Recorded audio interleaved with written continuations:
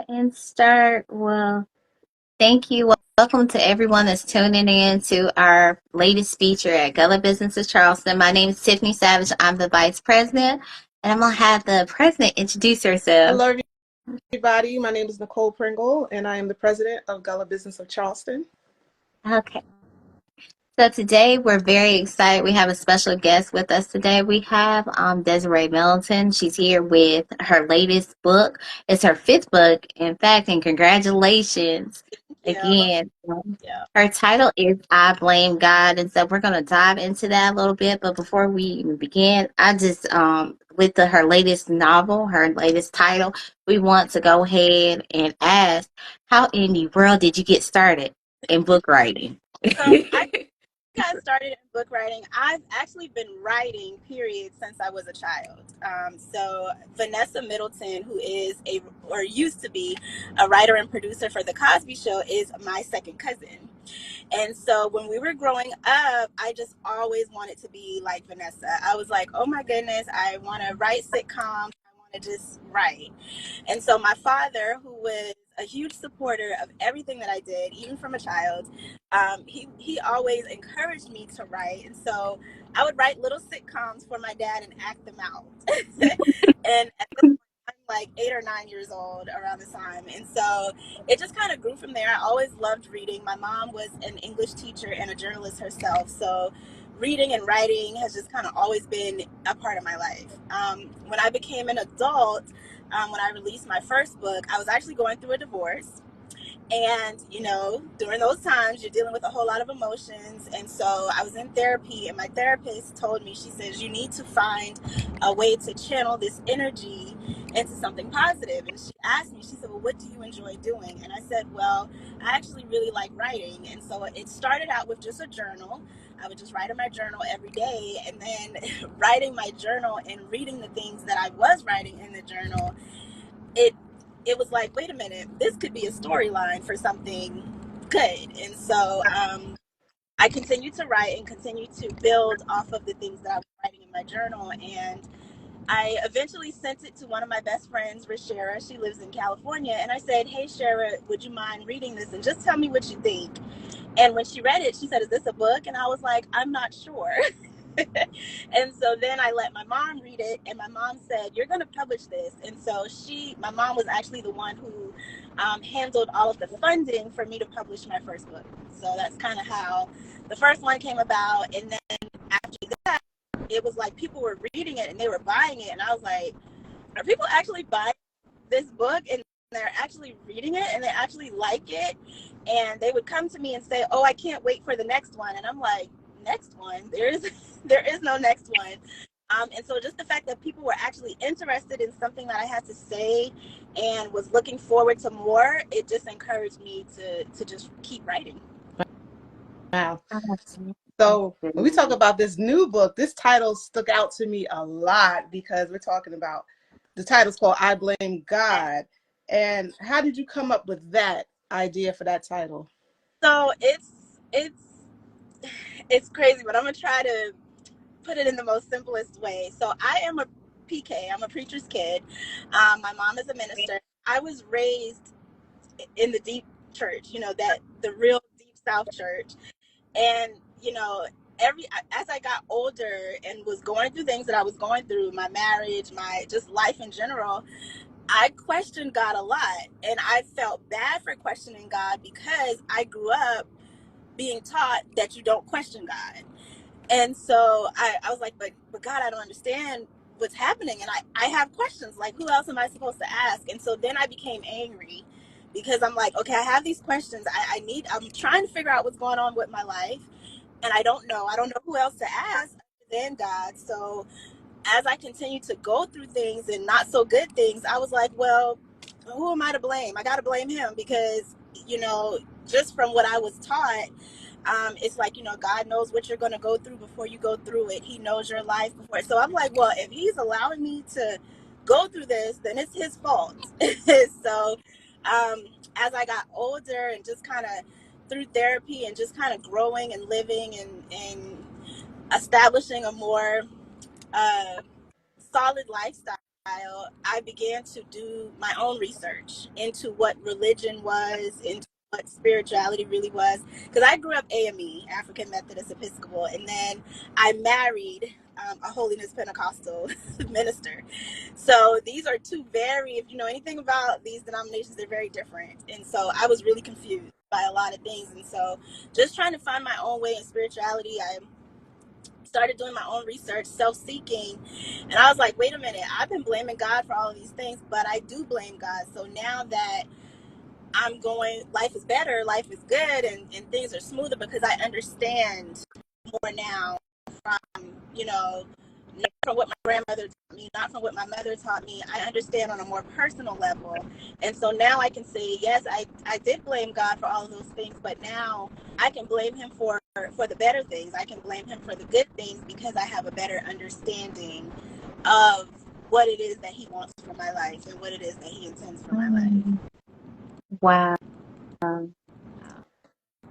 And that's awesome because when I was reading up on your book, which again I just have to give you kudos. This is your fifth one, but for you to talk about such a sensitive, journey Yeah. about how your walk with God, a lot of people can't articulate that, but a lot of people can relate to what you just said because I think we go through different bouts where we may question certain things that happen, especially the terrible things or they're unfair.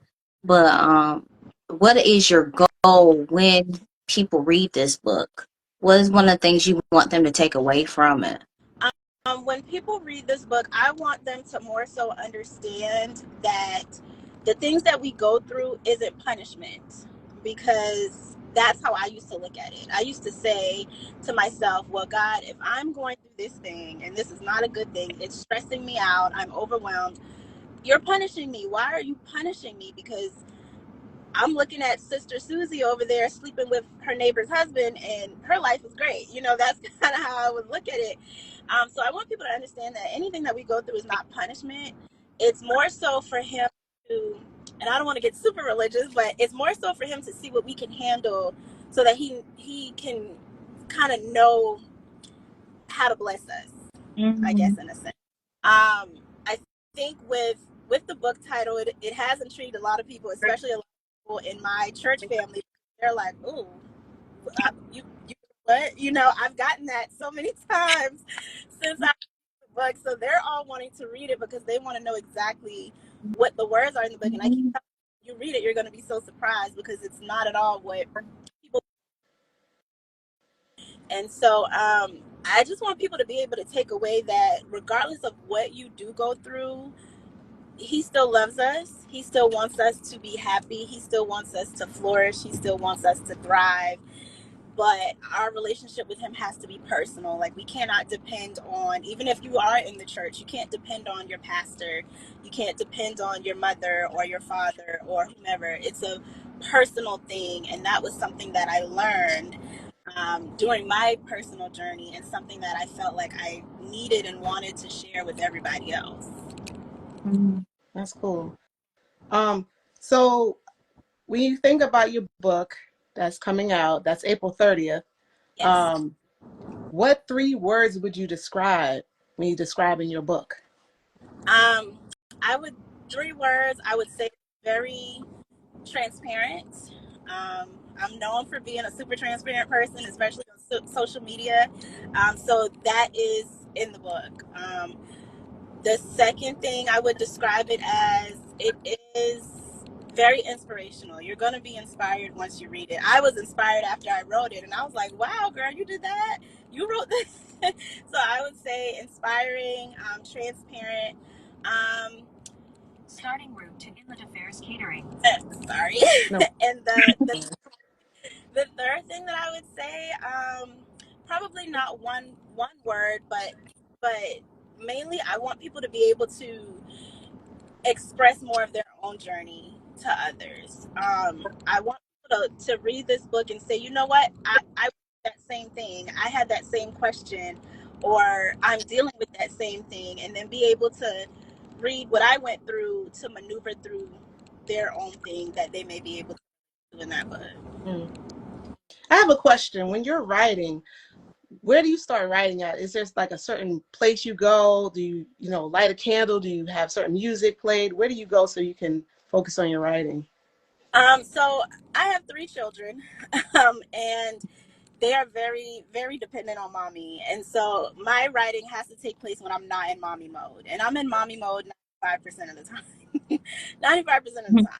So most of the time when I am writing, I am home alone. I am, the kids are either with their dad, or I have to make sure that they are gone.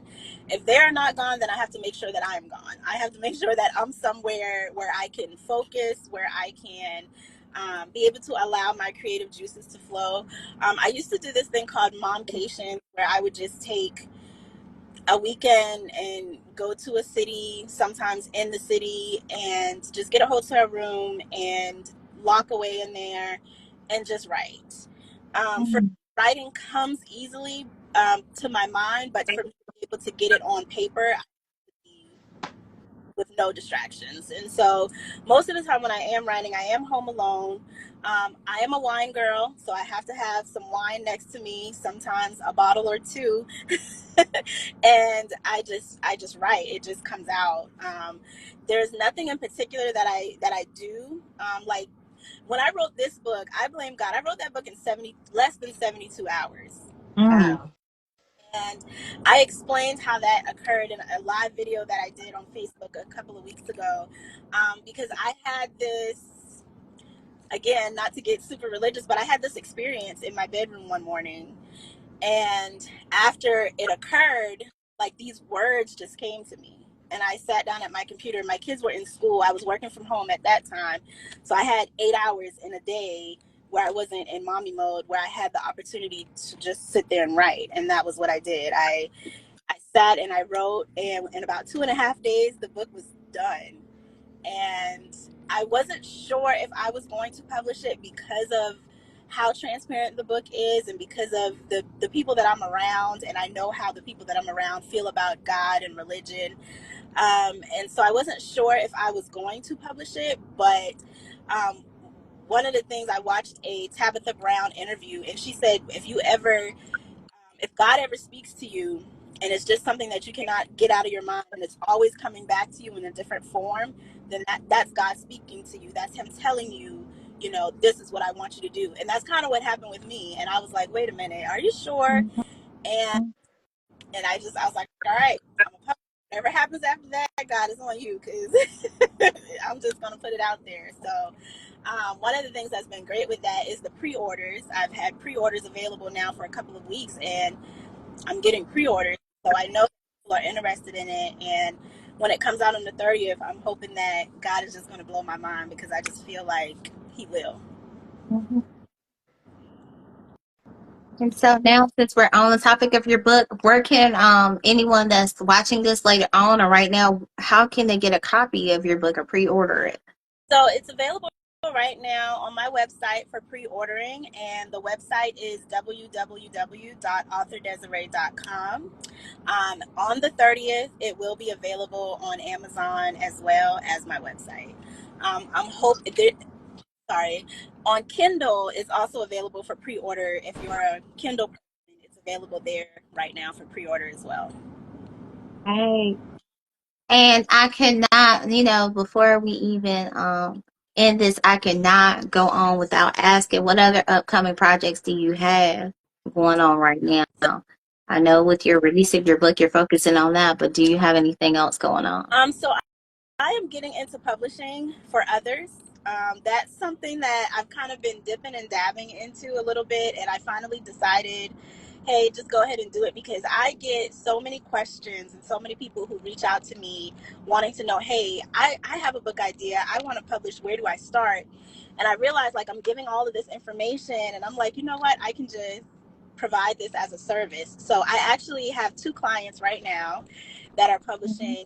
One lady, her book will be coming out very, very soon. We're in the final stages of her book. And then the other young lady, I'm actually mentoring her through the writing of her book. So we are in the beginning stages of that, but hopefully by the end of this year, her book will be published and on shelves. So publishing is something that I'm stepping into. And then I also have, if you guys follow me on Instagram. I have another Instagram page called Spilling the Tea with Author D, where I'm sort of like Wendy Williams Jr. and just kind of dishing all of the hot topics on entertainment and gossip news. So that's something that I am looking to expand this year as well. Oh, that's awesome. Mm-hmm. We don't want to hold you up. We know you're on your way, going where you're going. I just appreciate you coming on. I've been Mm-hmm. following her. I think it was on TikTok first. Yes, So yes.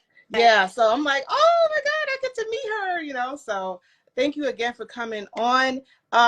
April 30th is the book release. You can get the pre-orders now, right? You can order pre-order. You can pre-order now. And make sure you follow her.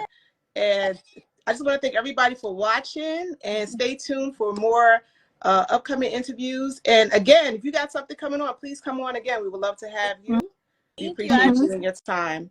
I appreciate it so much. And I'm sorry, I'm just on the move, but this is kind of life for me at the moment. Always on the go. So No, Oh, we we like people to come on, understand. right? We like, no, Yeah. come on. We just want to, meet everybody. I know you got a lot going on.